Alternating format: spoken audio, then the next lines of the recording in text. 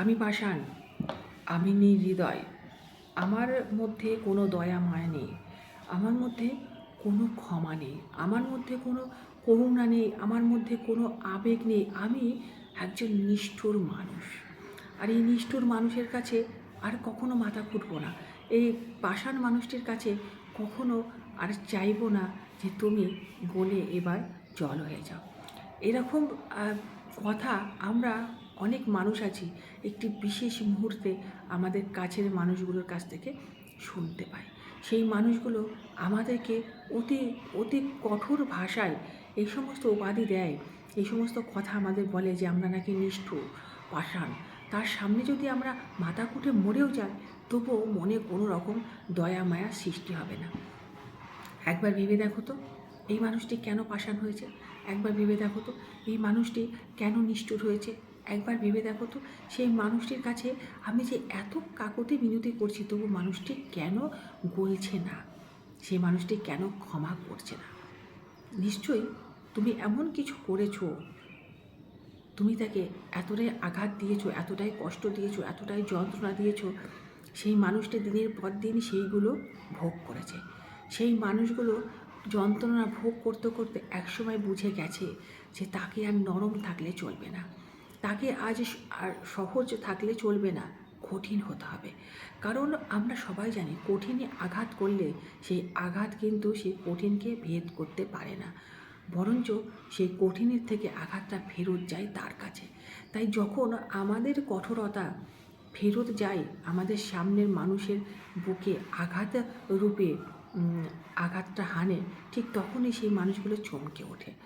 সেই মানুষগুলো একসময় চেয়েছিল যে সে এরকমই নরম থাক, সে এই রকমইভাবে মানবিক থাক, তাহলে তো আমার অনেক সুবিধা হবে তাকে কষ্ট দিতে, তাকে আঘাত করতে, তাকে যন্ত্রণা দিতে।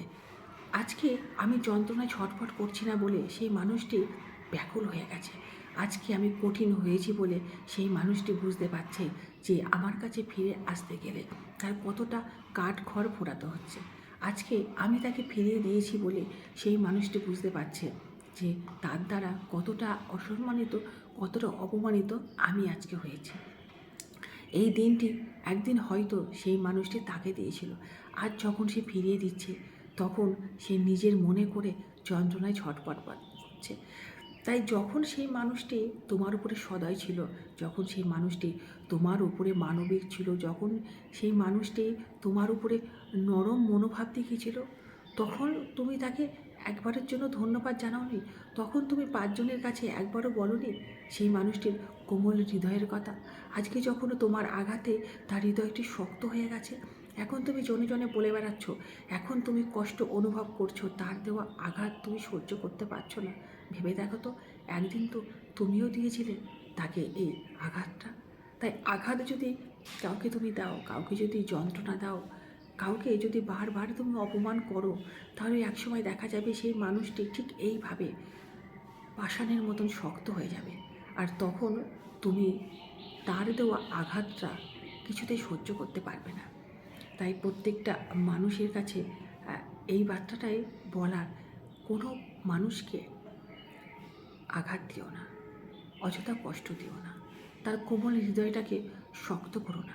একটা কথা মনে রেখো, তার কোমল হৃদয় যদি তুমি শক্ত করো, তার মান সম্মানের জায়গাটা একসময় যদি সে বুঝে যায়, তাহলে তার থেকে নিষ্ঠুর, তার থেকে পাষাণ এই পৃথিবীতে আর কেউ হবে না। আর ঠিক সেই মুহূর্তে তুমিও পারবে না তাকে সহ্য করতে, কারণ প্রত্যেকটা মানুষের একটা সহ্য ক্ষমতা আছে, প্রত্যেকটা মানুষেরই একটা মান সম্মান আছে। তাই কোনো মানুষ যদি সহজ সরল থেকে কোনো মানুষ যদি ভালো মানুষের পরে খারাপ হয়ে যায় বা কঠিন হয়ে যায়, আমরা একবারও তাকে দোষারোপ করব না, দোষটা দেবো আমাদের। কারণ আমরা আমাদের জন্যই, আমাদের কারণে সেই মানুষটিকে কঠিন এবং শক্ত রূপে পরিণত করেছি, এর দায়টা কিন্তু আমাদের। তাই আমাদের উপরে খারাপ হোক আর যাই হোক সেটা সহ্য করতে হবে এবং সেই মানুষটিকে ছেড়ে দিতে হবে।